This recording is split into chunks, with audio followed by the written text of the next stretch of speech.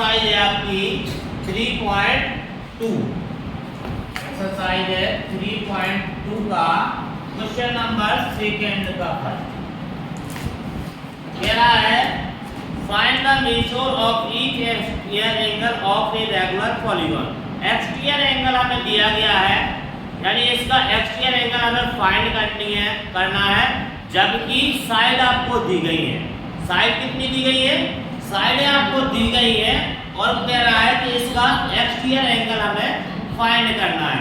तो हमने बताया था कि जो सम होता है ये जैसे आपका कोई भी एंगल्स है इसके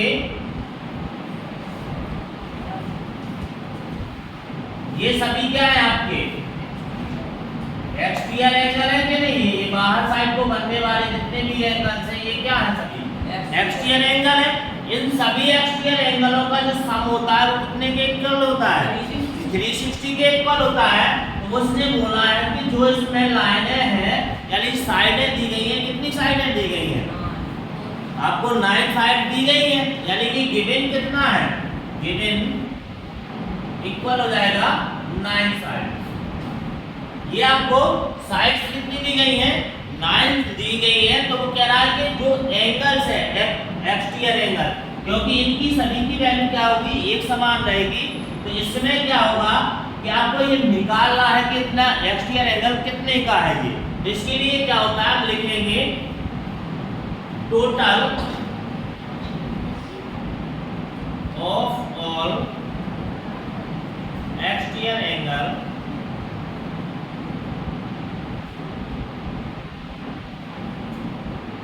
इक्वल होता है 360। ठीक है, क्या होता है कि total of all exterior angle का जो सम होता है वो चाहे टोटल लिख लो चाहे सम लिख लो, बात एक ही है। सम ऑफ ऑल एक्सटीरियर एंगल या total of all exterior angle एक ही चीज है। जैसे पहले हम लिखवाते रहे सम ऑफ ऑल एक्सटीरियर एंगल, अभी हमने लिखवा दिया है total of all exterior angle. तो टोटल मतलब भी योग होता है और सम मतलब भी योग होता है। दोनों कंडीशन में आपको सम यानी कि प्लस ही करना है। और ये हमें क्या दिया है? Number of side. Number of side कितनी दी गई है? 9। तो एक्सटीरियर एंगल निकालने के लिए क्या हो जाएगा? एक्सटीरियर एंगल तो क्या होगा?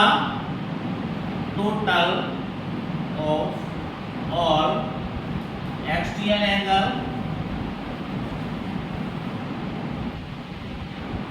अपॉन में हो जाएगा number of side. Number of sides, number of sides तो टोटल कितना होता है? 360 अपॉन में क्या हो जाएगा? 9। 9 से इसको काटो, 9 बच गया 9 और 9 4 जा 36 और 0 बचा तो 0, यानी जो ईच एक्सटीरियर एंगल है वो कितने का निकलेगा? 40 डिग्री का। तो ये आपका फर्स्ट क्वेश्चन हो गया है। सेकेंड में आपको दिया गया है नंबर ऑफ साइड्स कितनी दी गई है? नंबर ऑफ साइड्स दी गई है आपको कितनी? 15। तो लिखेंगे given number of sides equal है 15 और total of all exterior angle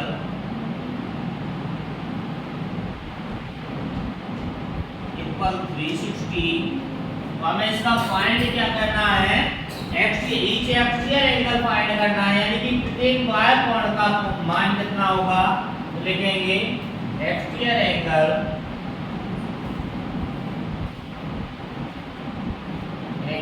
equal हो जाएगा आपका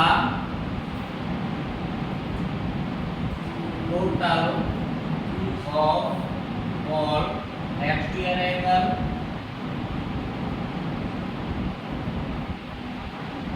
अपॉन में नंबर ऑफ साइड। तो 360 अपॉन में 50 15। अब 15 का हम इसमें डिवाइड करेंगे तो देखो 15 1 जा 15, 15 2 जा 30 हो गया। और अब कितना बच जाएगा 6, तो 60 बन जाएगा और 15 4 जाएगा 60, यानी कि 24। कितने एंगल्स को कितने डिग्री का निकलेगा 24 डिग्री का। If the measure of N axial angle is 24, यानी आपका जो एक्सियल एंगल है, क्वेश्चन नंबर कौन सा है थर्ड में क्या है, अभी तक हम क्या कर रहे थे सेकंड में नंबर ऑफ साइड्स दी गई थी हमें, तो हम क्या कर रहे थे एक्सियल एंगल को फाइंड कर रहे थे। अब हमें एक्सियल एंगल दिया गया है यानी कि गिवन है, तो वो कह रहा है नंबर ऑफ साइड को हमें क्या करना है फाइंड करना है। तो देखो क्या होता है total of all axial angle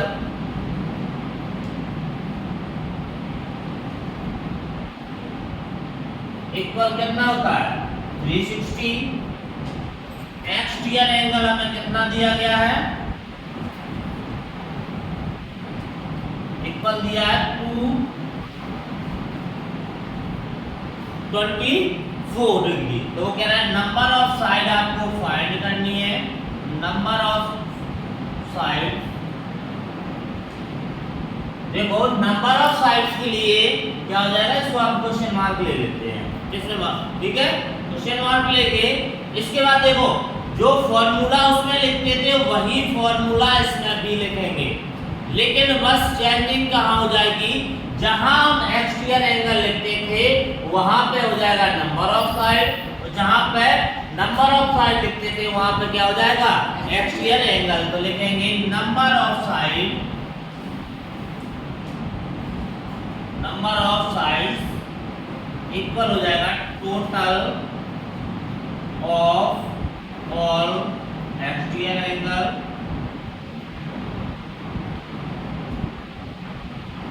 upon में हो जाएगा क्या एक्सियल एंगल।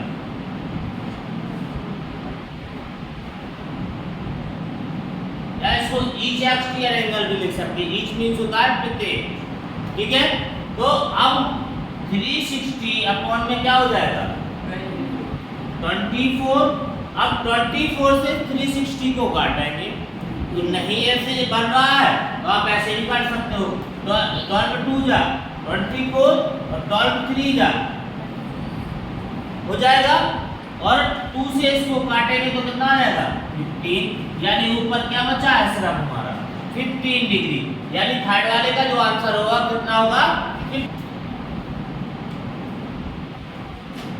क्वेश्चन नंबर है 4, इसमें दिया है how many side that A regular polygon have if each of its interior angle is 165। इसमें आपको इंटीरियर एंगल्स दिया गया है, कितना दिया है 165, एक्सटीरियर एंगल नहीं है इसमें। तो इसमें क्या दिया गया है आपको इंटीरियर एंगल दिया गया, तो इंटीरियर एंगल से एक्सटीरियर एंगल को यदि हमें निकालना है तो क्या कर देते हैं हम कि 180 में से जो इंटीरियर एंगल्स दिया रहता है उसको हम सब्ट्रैक्ट कर देते हैं, यानी कि माइनस कर देते हैं। तो कैसे, सपोज दैट आपके पास एक ट्रायंगल था, ठीक है, और ये ट्रायंगल में ये आपको फाइंड करना है, एक्सटीरियर एंगल फाइंड करना है, और ये आपको कितने का दिया गया है 165 का, 165 का ये वाला एंगल दिया गया है, और हमें फाइंड करना है एक्सटीरियर एंगल को, जबकि इंटीरियर एंगल कितने का दिया गया है आपको 165 का। तो क्या करेंगे, अब देखो ये सीधी लाइन कितने का एंगल्स बनाती है 180 डिग्री का बनाती है, ये पूरी सीधी लाइन कितने का बनाती है 180 डिग्री का, और इसमें से देखो एक लाइन काटती है, तो ये दो एंगल्स कट गए हैं कि नहीं कट गए, अलग अलग हो गए। तो इसकी जो वैल्यू उसने दी है वो कितनी दी है आपको 165, और टोटल ये कितना था 180 में से यदि हम 165 को घटाएं सब्ट्रैक्ट कर देंगे, माइनस कर देंगे, तो ये वाला हमारा एंगल्स क्या होगा फाइंड हो जाएगा कि नहीं हो जाएगा। तो हमें एक्सटीरियर एंगल निकालने के लिए लिखेंगे 180 माइनस में 165, देखेंगे एक्सटीरियर एंगल, पहले तो लिखा है इंटीरियर एंगल दिया गया है, इंटीरियर एंगल इक्वल है आपका 165।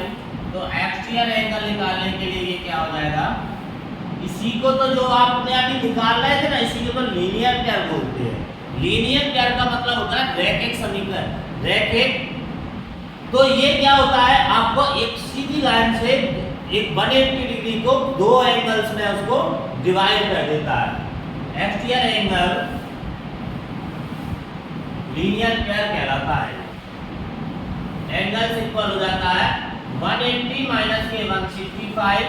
तो इसमें से सबट्रैक्ट करेंगे तो कितना आ जाएगा आपका, 10 में से 5 जाएंगे, 5 आएगा, 1 आपका क्या हो जाएगा, 1 कैरी होगी तो इसके साथ जुड़ जाएगी तो क्या आ जाएगा 1। यानी अब हमारे पास में एक्सटीरियर एंगल कितना आ गया है, 15 डिग्री। अब हमें क्या निकालना है, इसका साइड, नंबर ऑफ साइड्स निकालनी है। तो total of all exterior angle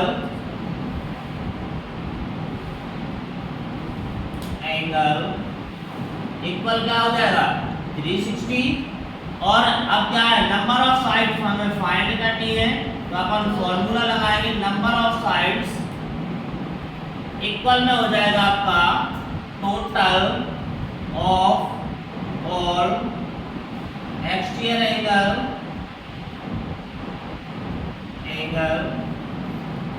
upon में क्या हो जाएगा आपका एक्सटीरियर एंगल। तो टोटल कितना है हमारे पास में, टोटल ऑफ एक्सटीरियर एंगल 360, ठीक है। अपॉन में क्या हो जाएगा 15, 15 से इसको काट देंगे तो 15 2 जा 24, वो 15 2 जा होता है 30 और 6 बच जाएगा तो 60 हो जाएगा, 15 4 जा होता है 60। तो आपकी कितनी साइड्स निकल के आ जाएंगी 24, कितनी साइड,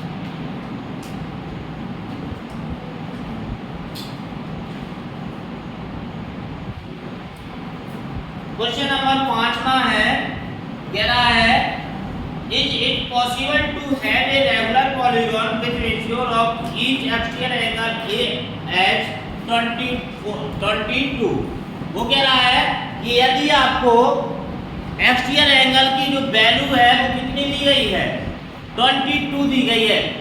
एक्सटीरियर एंगल की जो वैल्यू है वो कितनी दी गई है, 22 दी गई है।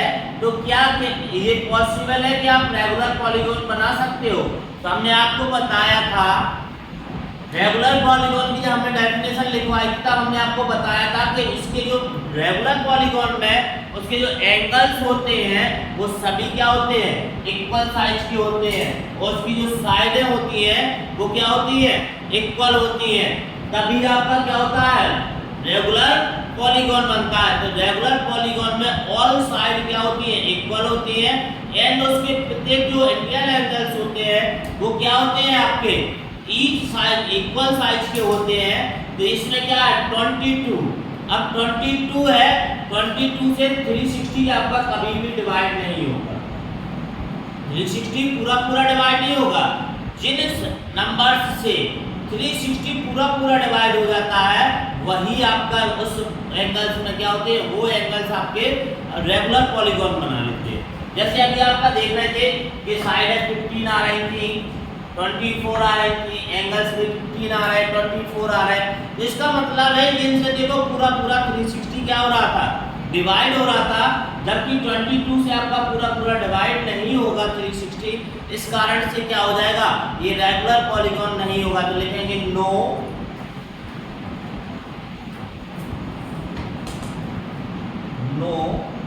क्वेश्चन में लिख सकते हो सिंस 22 इज नॉट ए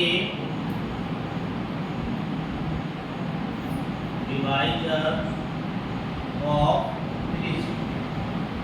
क्या है कि since 22 is not a divider of 360, क्या होगा कि आपका 22 का पूरा पूरा डिवाइड 360 में नहीं जाएगा। इस कारण से क्या हो गया है, ये नो हो जाएगा।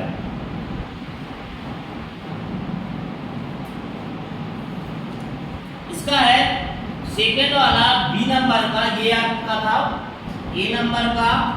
नेक्स्ट है आपका बी नंबर का, कह रहा है can it be an interior angle of a regular polygon why. क्यों क्यों है आपका, तो आपको बताना है। ये भी क्या हो जाएगा, नो हो जाएगा, नो हो जाएगा। लेकिन उसने पूछा है क्यों, कारण भी दीजिए, क्यों ऐसा क्यों है, तो लिखेंगे because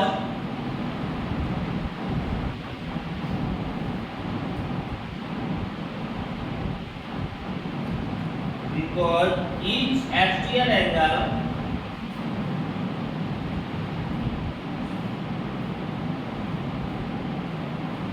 is 180 minus a 22 equal 150, which is not a divisor of 360। देखो यदि हम एक्सटीरियर एंगल्स को निकालेंगे, इंटीरियर एंगल्स को निकालेंगे तो कितने का निकलेगा, 158 का। और ये क्या हो जाएगा, जो 22 है वो क्या हो जाएगा, इसका डिवाइड नहीं कर पाएगा, इस कारण से क्या हो जाएगा आपका, ये नो हो जाएगा। क्वेश्चन नंबर 6 का ये नंबर कह रहा है कि what is the minimum interior angle possible for a regular polygon. Regular polygon में क्या मिनिमम एंगल्स जो है वो पॉसिबल है, तो और यदि है तो कितने का है और किस में है, ठीक है, उसका नाम भी हमें बताना है। तो क्या और लिखेंगे, लिखेंगे the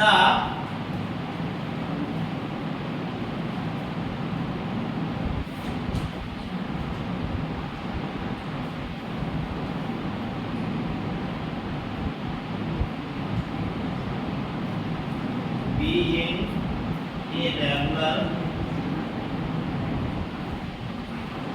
polygon of three sides and the least ratios of an interior angle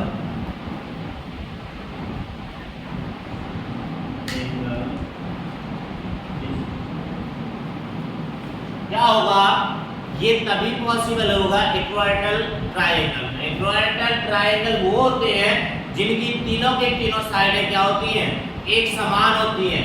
ये रहते हैं, जैसे ये है आपका इक्वाटोरियल, इसमें क्या होगा, सपोज दैट ये 3 सेंटीमीटर की है तो ये भी क्या होगी 3 सेंटीमीटर की, और ये भी क्या होगी 3 सेंटीमीटर की। सभी की सभी साइडें क्या होगी 3 सेंटीमीटर।